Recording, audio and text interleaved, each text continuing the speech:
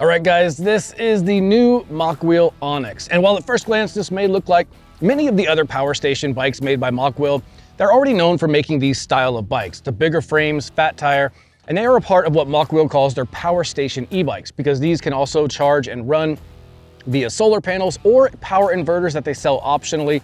But those were all previously built around hub motors, and now we have a mid-drive that pumps out over 210 Newton meters of torque, and I got over 100 miles of range. So yeah, there's a lot to talk about with this new Mokwheel Onyx.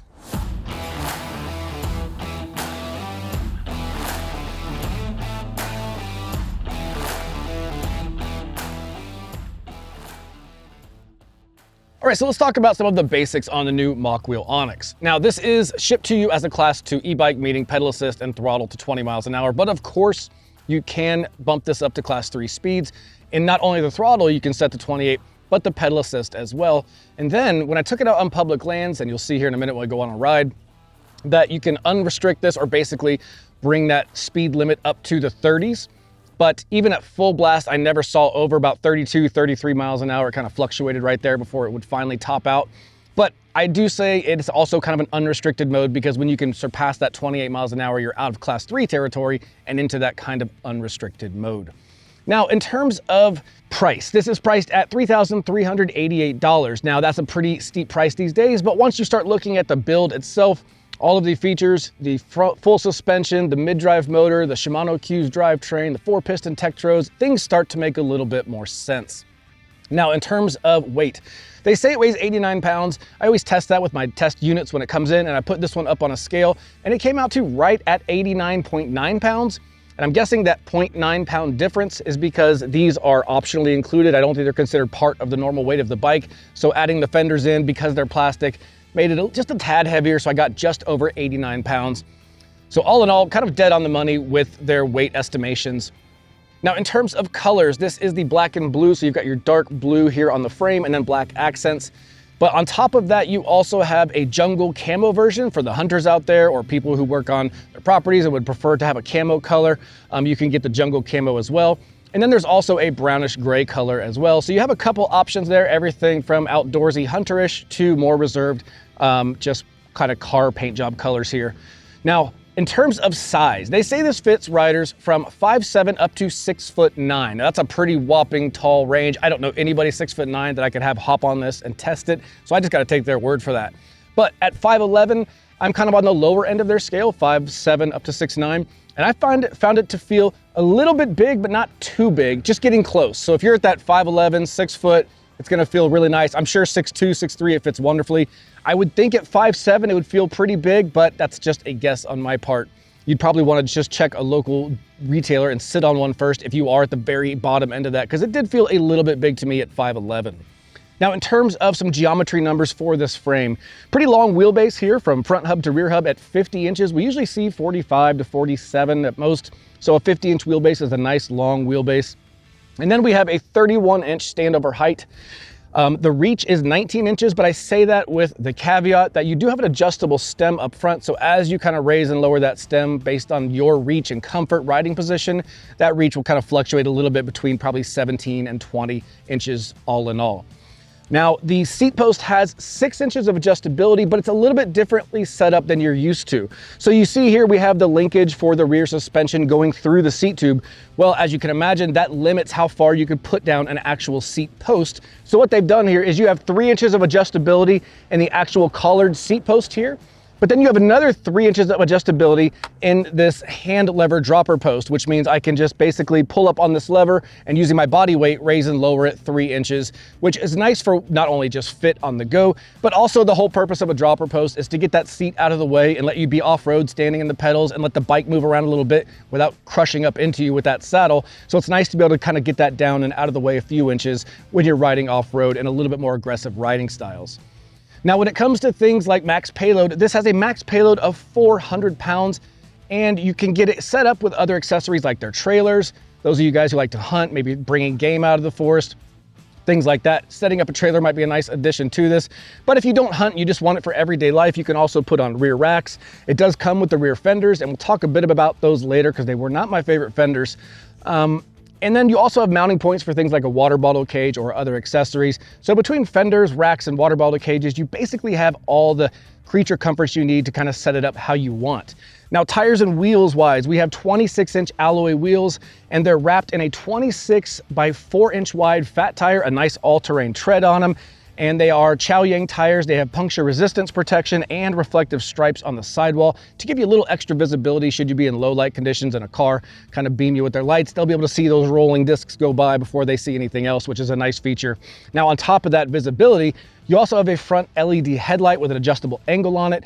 And then it comes with it, but I actually have it off right now, but there is also a clip-on tail light that's battery powered and has several different modes to flashing, to solid, things like that. I took it off because yesterday I was doing a lot of riding out in our public lands, off-road, bouncing around a lot, and that has kind of a rubber band belt strap onto it, and I just found it kind of wiggling a lot and sliding a lot, and I figured I'd just get it out of the way and off while I was doing off-road riding, but it does come with a battery-operated tail light.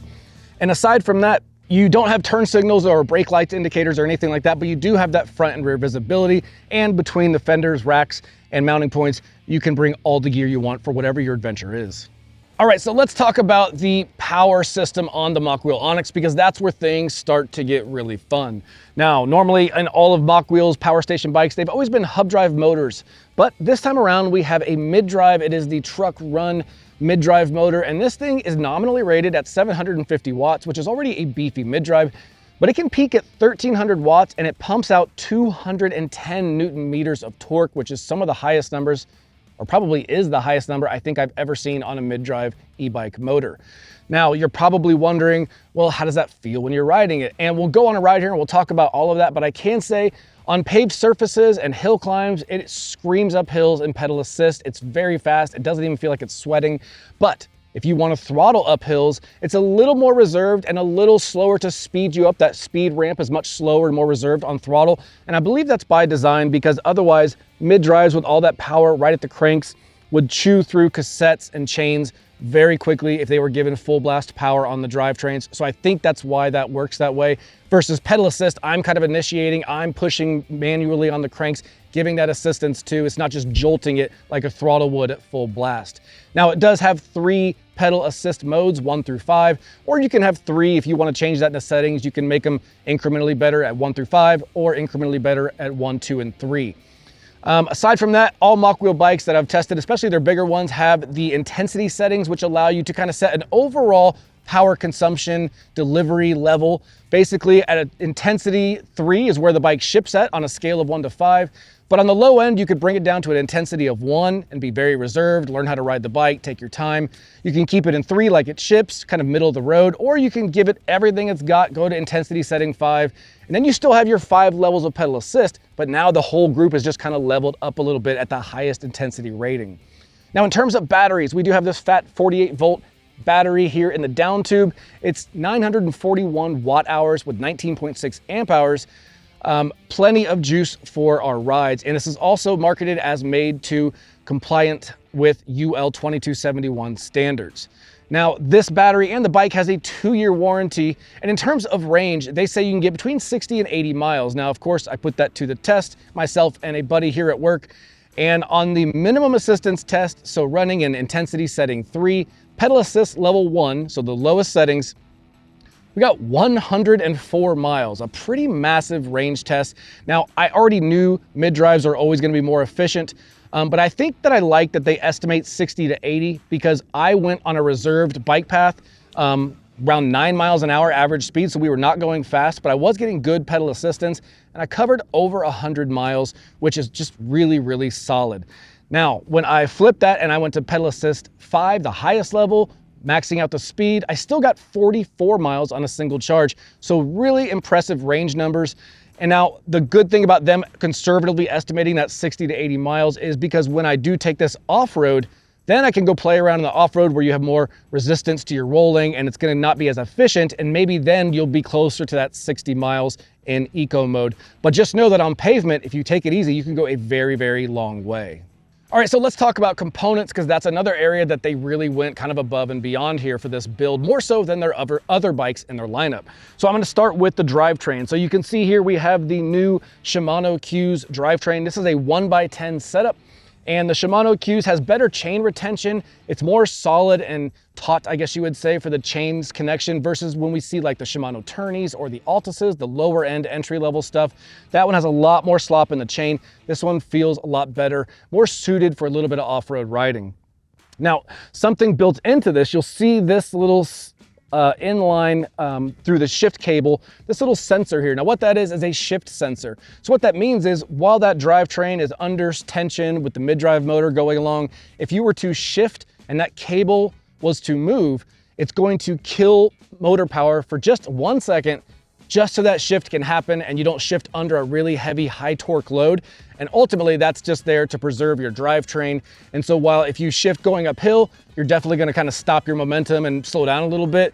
But if you get into the right gear before the hill and you don't shift in the middle of a hill, you'll probably never notice it. Just know that if you feel a slight power delay during your rides, it's usually when you're shifting because of that shift sensor. And again, that's there to protect the life of the bike's drivetrain. All right, so the cassette on here is going to be an 11-39 Shimano cassette with a 44-tooth front chainring and a single-sided chain guard. Now the cranks are 170mm alloy cranks, and it does come with alloy pedals. They're not plastics. They have alloy pedals with some traction studs and some reflectors for visibility. Now, when it comes to things like braking, that's another good area. We got Tektro hydraulic disc brakes, but not just any. These are HD 3940s. They are 4-piston caliper with 203mm rotors in diameter with a thicker 2.3mm thickness. Now, normally on bikes like this, and you hear me harp on it sometimes, we get 2-piston calipers with 180mm rotors with a 1.8 thickness. But on this one, they bumped up everything. So we got 4-piston calipers and we got 2.3 thickness and a 203 outer diameter. So a really, really nicely sized and nicely equipped braking setup, which is what you want on a 90-pound bike that can go over 30 miles an hour and ride off-road. You want good, solid stopping power, and that's exactly what these provide. I was really impressed with the braking setup, and kudos to Mokwheel for going with the 4-piston setup. Now, when it comes to the saddle, let's talk about that. So this is a Mokwheel branded, just kind of a comfort saddle. It's a little wide here, a little thicker, not like a traditional MTB saddle. It's gonna be more geared towards just comfort and recreational riding, not aggressive sport riding.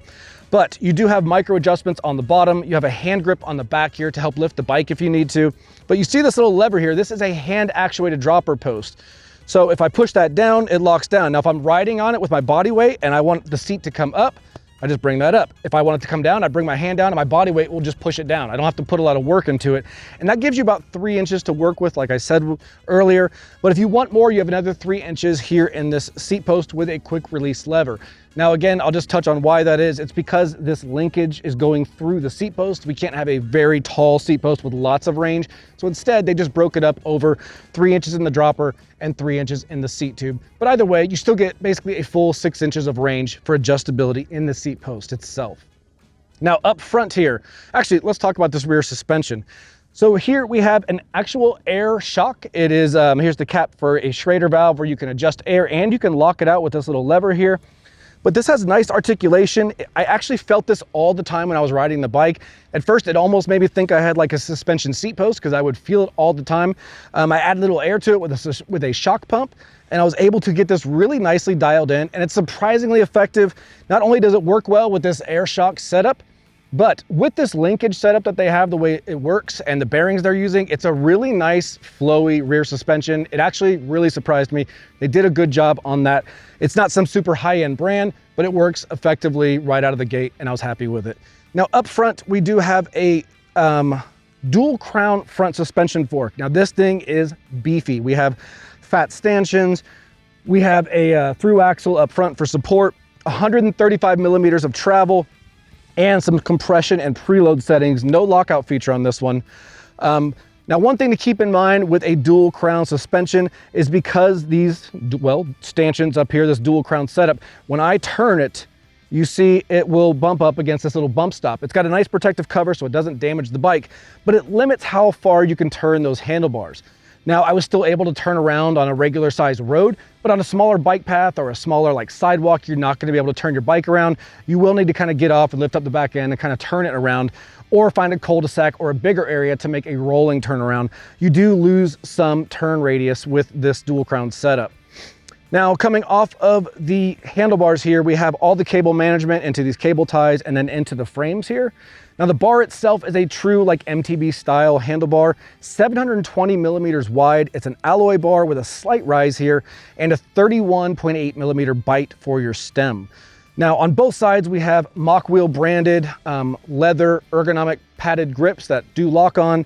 On both ends, we do have the Tektro hydraulic disc brake levers, and these do have small adjustable reach Allen key slots. You can put Allen keys in there, twist them, and that'll bring that lever back towards you or further away based on the length of your hands and your finger pull, just so it's comfortable for each different rider.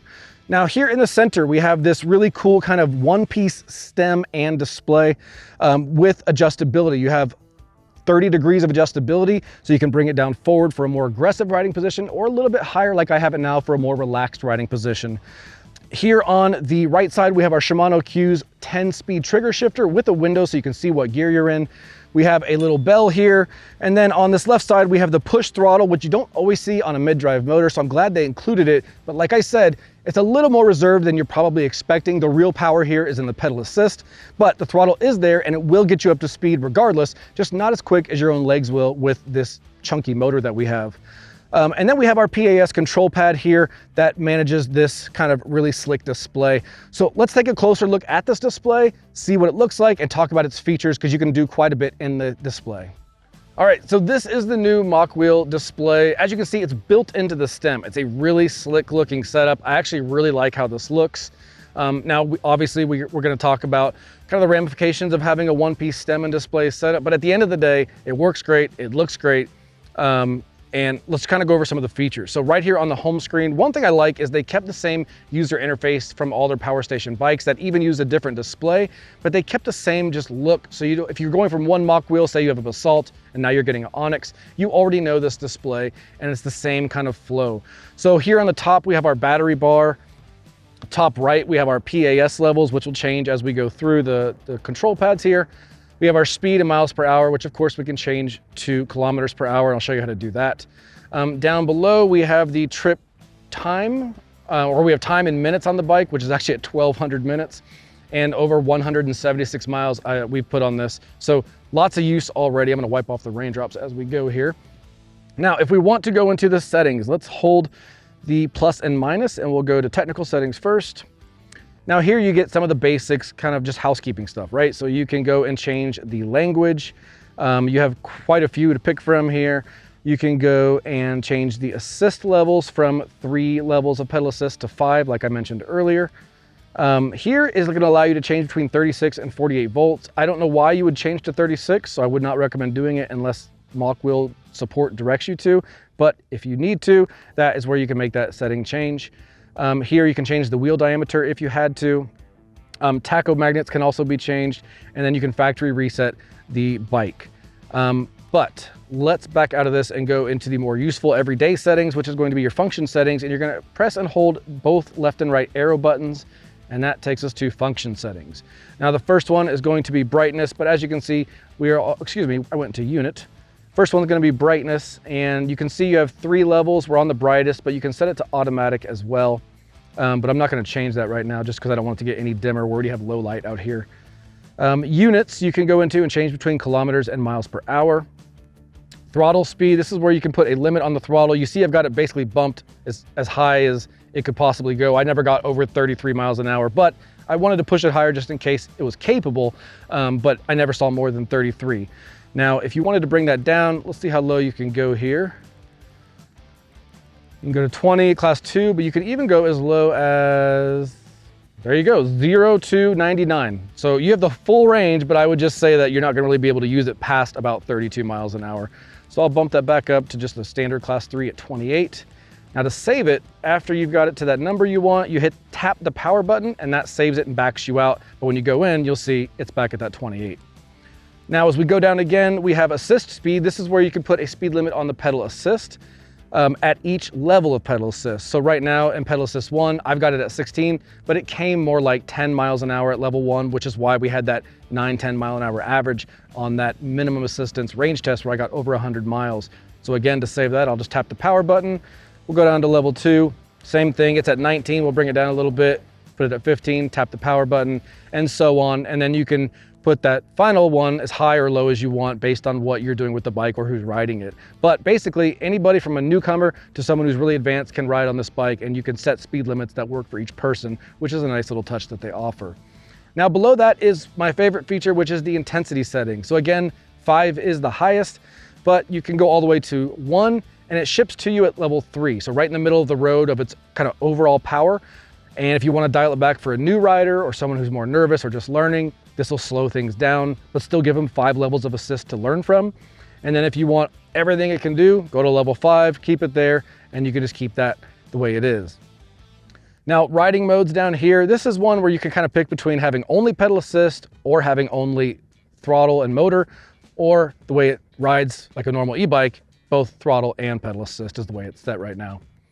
Now here you can have safe mode or free mode when you start it up. And here you can look for fault checks if you had any fault error codes. And here you can reset the trip meter. Here you can set a password for the bike. So say you're parking it in city areas and walking away. You don't want people to just jump on and start riding away. You can set a startup password that will basically lock out anybody unless they have your PIN code from using the E features of the bike. Down here you can see all the version information on the bike if support ever needed that. And that's everything in this display. And Mokwheel has no app, so really everything you need is right here, from speed limit settings to changing the units of measurement, to screen adjustment and brightness, throttle speeds, pedal assist speeds. You can really kind of do everything in here. So I'm never going to complain when there's never an extra app to use, because I'm not a huge fan of extra apps, but this one is really just ready to go in a nice clean package that I kind of actually thought was a really nice setup. All right guys, we're out here on the Mokwheel Onyx. And as you ride this, the riding position is kind of a choose your adventure, because you have the adjustable stem slash display that you can bring forward for a more aggressive position. But I'm also kind of I have it back. It's kind of nice, more relaxed. But you can do either one or any mix in between that feels better for you. But I'm going to do this ride in 2 runs. One is going to be on this paved surface, because a lot of you will use this on pavement. And then the other half, we're going to go out into the public lands out here and take the speed restrictions off and just see how it does on, you know, gravel, like thicker, chunkier gravel, dirt, things like that, to give you guys kind of a well-rounded view, or hopefully a well-rounded view of what it can do and what it cannot do. So you probably can hear the motor a little bit. It does make a little bit of noise. It's not super loud, but it's also not silent. The torque sensor feels pretty good. You can every now and then hear a little surging in the pedals, but I don't hear it right now from the motor, so everything seems to be nice and dialed.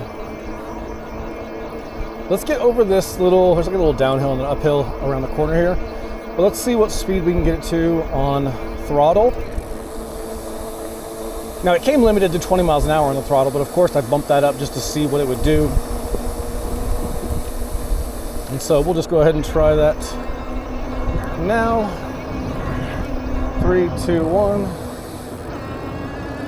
And we are in PAS5. And we are at 21. We're going uphill a little bit, starting to level out. 23. 25. So plenty quick on the pavement. It will go faster, but I don't want to be too rude on these paths where we have speed limits and there's people riding with their family out here. So we'll do that again on the dirt roads. But I just want to show you, it's a little reserved in how it delivers power, but like I've said a couple times, that's probably by design to limit the chain in the drivetrain from getting ripped apart with a mid-drive motor, especially with that much torque on it. But on hills, it does fantastic. The braking is really solid, those 4 pistons. But let's not talk about it on gravel or on paved road, because this is a bike that's designed to be going off-road. So let's head out to the public lands. When I turn this back on, we'll be out there, where we can kind of just mess around and see what the bike will do. All right, we're still on our way to the public lands. I lied. The next time you saw me was on pavement, but we're on a city street, so I figured I've unrestricted the throttle. Let's just see what we can get to on throttle alone. 3, 2, 1. So we're still PAS5 using throttle only. Paved surface. So I got about 26 right now. 27. Looks like it's holding around 26, 27. It says, but the display says 27.8. The speedometer app says 27. So as you can see, that's kind of where that maxes out. But I'm not on a full charge. When I was on a full charge the other day, I got about 31, 32. Let's try pedal assist.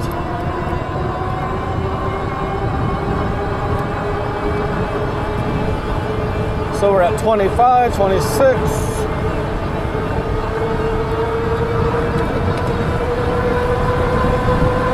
29, 30, 31. So pushing up against that 31, almost 32.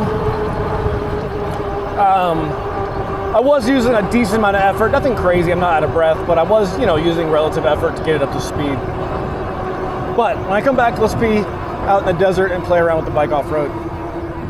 All right, guys, we're out here on our public lands, and just for some context, I came out here, all the throttle and pedal assist speeds are kind of maxed out up at 30, and I took off the fenders because they can get in the way. You kind of hear them rub tires sometimes, especially if you come off a larger drop or you get in the air and land, you'll fear those fenders start rubbing. So I just took those off because it's nice and dry today.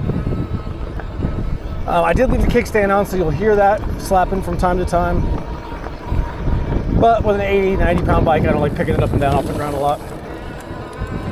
So we're uphill, we're off-road. I'm still able to accelerate going uphill, which is really cool, especially on this chunky gravel. We're gonna go back down this hill here, and he's got some kind of just small little rises and falls along the trail, like moto jumps, small ones. We'll kind of take those and see how it feels.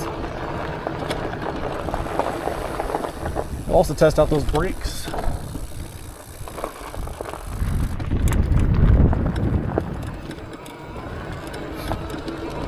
So you can hear a little bit from the motor, but not bad.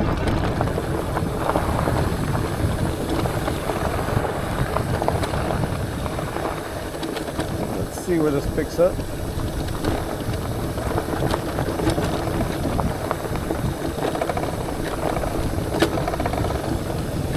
I don't know if you can hear it, but the kickstand slapping a little bit. You might hear the front fork top out slap a bit because there's, it's a coil spring, so it's under load.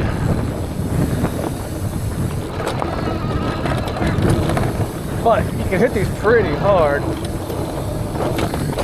Still get a little air.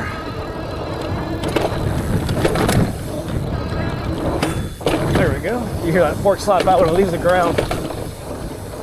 Some rubber stomps in the top of the stanchions might help that, but I don't know. I usually work with an air fork personally. But it gets the job done. It gives you a nice cushy landing, which is great. And aside from that noise you hear, it performs really well. The rear air shock performs surprisingly well. And with that articulation, you get that extra 120 millimeters of travel in the rear end.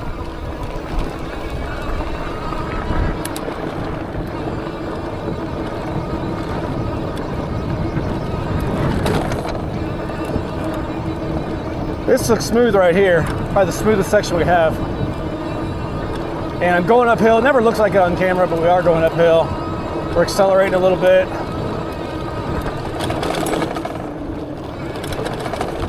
All right, so let's get up around this corner, and we'll go down the hill that comes up here in a second. Get at some speed, and we'll test this 4-piston brakes, these big chunky tires. See how that works out. But uphill, chunky gravel right here. It's really doing well. And aside from the kickstand slapping, it's been surprisingly quiet.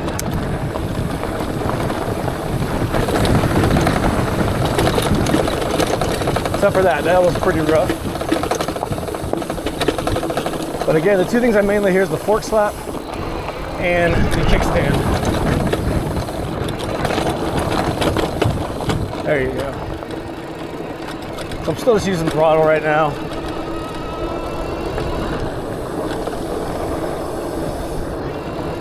And so you're able to cruise these dirt roads, county roads, 2 tracks, really well. This is very steep. I know it doesn't look it, but it is. You'll hear it slow down. So we'll try to keep this going. Use some pedal assist here.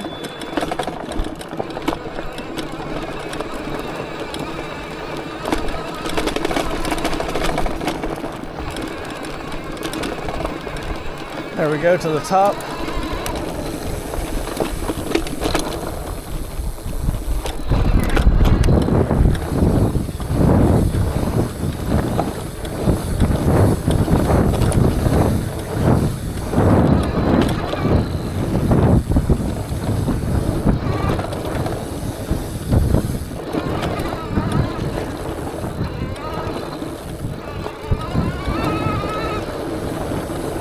Alright, so I don't know what speed we're going, but we're moving really fast. Let's hit these brakes here. 3, 2, 1. So a little bit of lockup, but that's because I'm on really loose, chunky, kind of sandy dirt. But I'll tell you what, this thing's fun. It's kind of blurring that line between fat tire e-bike and kind of electric moto. Now it doesn't go 50 miles an hour, but it goes fast enough to have some fun. For some people, that's all you're looking for.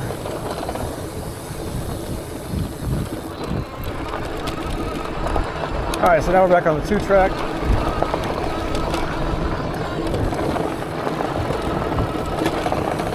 Let's take this back up the hill here, another hill right here.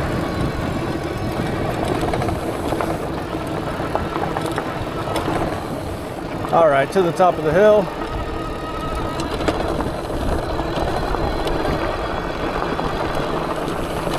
And let's get some speed going. So that was about 28 miles an hour.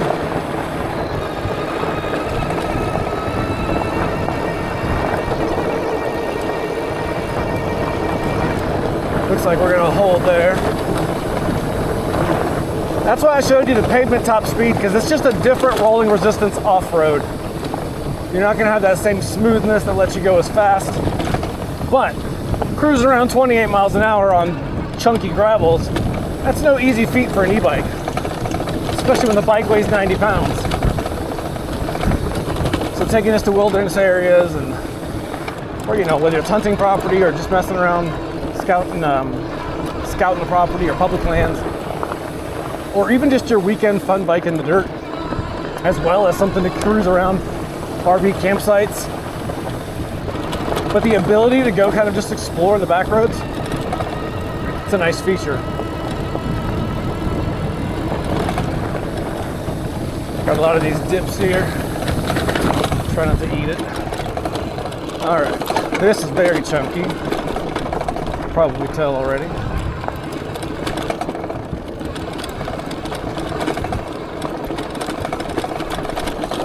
Let's get around this corner, and then let's cruise back.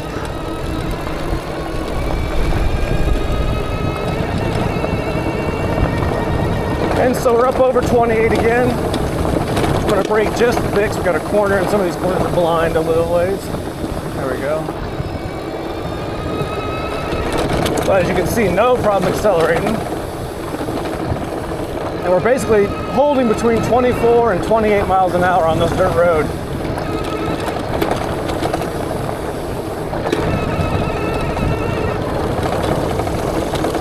Chunky here again.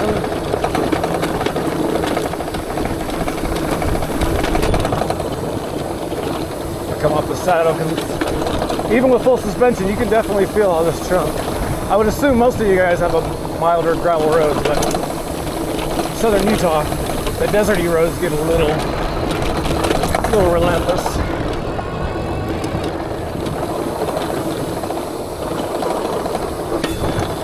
Do that top out again. And we're to the mouth of the dirt road for the public lands, back to the city.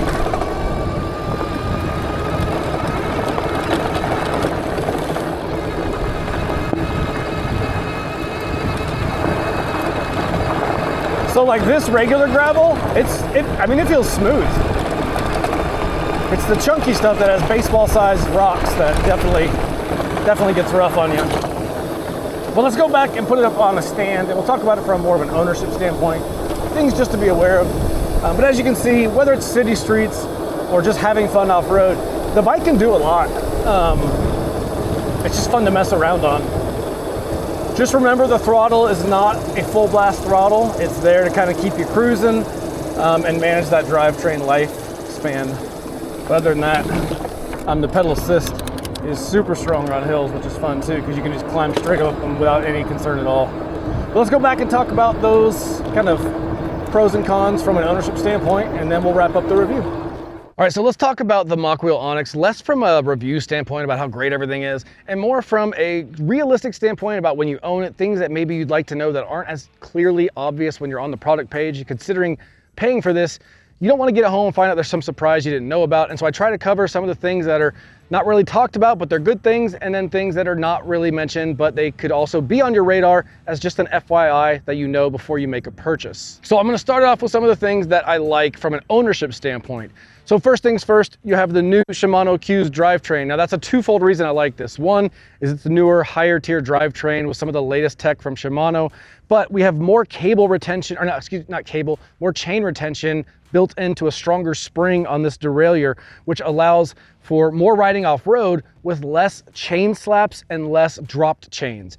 When you have a cheaper Tourney or Altus on the rear end that doesn't have a lot of chain spring tension, your chain's gonna slap a lot more, and it's also gonna fall off more, leading to just more frustration when you're riding off-road. This one is nice and secure, just feels really good, and it feels like it should be on a bike that can go off-road because it works the way it should without the chain slapping and falling off. Now, there are a lot less chain slaps because of this nice new drivetrain, but I would still probably add a protective film here just to protect that paint on the chainstay, because when it does slap, it's not as often, but when it does, it'll eventually start to chew through that paint. So I'd like to just get a protective film there just to protect that, and I would do that if I owned the bike. Now, besides having that Shimano CUES 1x10 drivetrain, you also have the Tektro 4-piston hydraulic disc brakes with adjustable reach levers, 203mm rotors. These are all parts, everything from the rotor to the calipers to the brake hoses, the BH59 brake hoses to the brake levers. All of this is stuff they sell at local bike shops, and they can work on with local bike shops. Same for the CUES, same for the brakes. It's just a nice setup that anywhere you take this bike, maybe not the motor, but the drivetrain components, the things that make the bike be a bike, any bike shop can work on it. They'll know how to, which is nice. There's no random obscure parts. Now, on top of that, I like that they put a nice big through axle here on the support for this big double crowned fork, which we'll talk about in a second because it's not all wonderful for the fork. But it's nice to have that beefier connection there, plus makes removing a tire just a lot easier.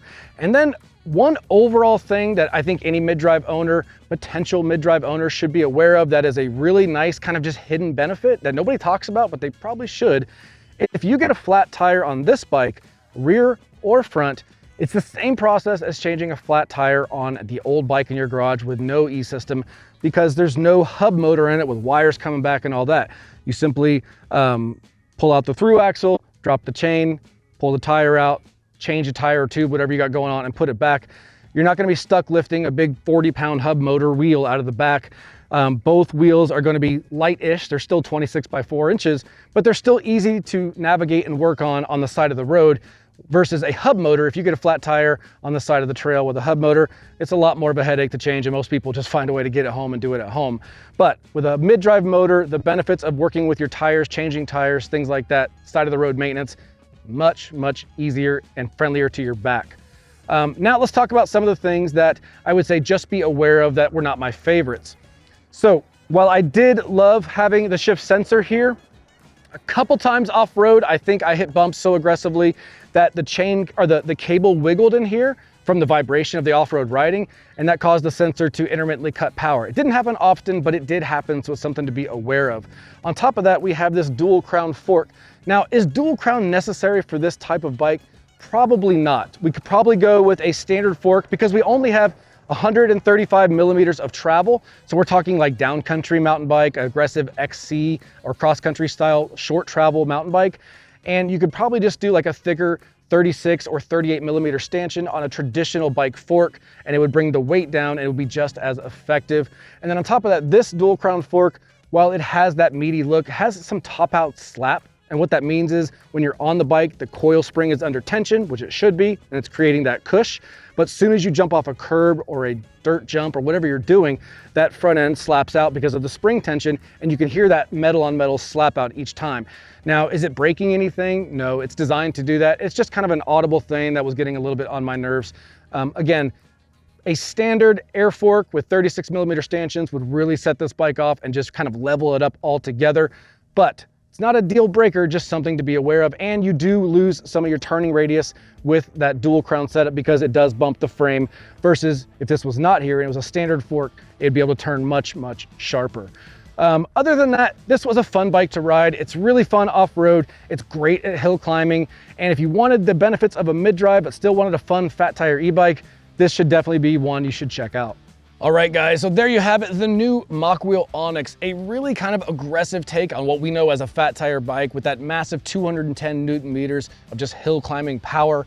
A nice slick mid-drive motor with a shift sensor to protect that drivetrain. And then drivetrain-wise, the new Shimano CUES. So a really nice step up to a nice mid-tier drivetrain over the more commonly seen Turneys and Altises on those lower ends that we usually see. So just really nicely done, plus 4-piston brakes with 203mm rotors that are thicker at 2.3mm.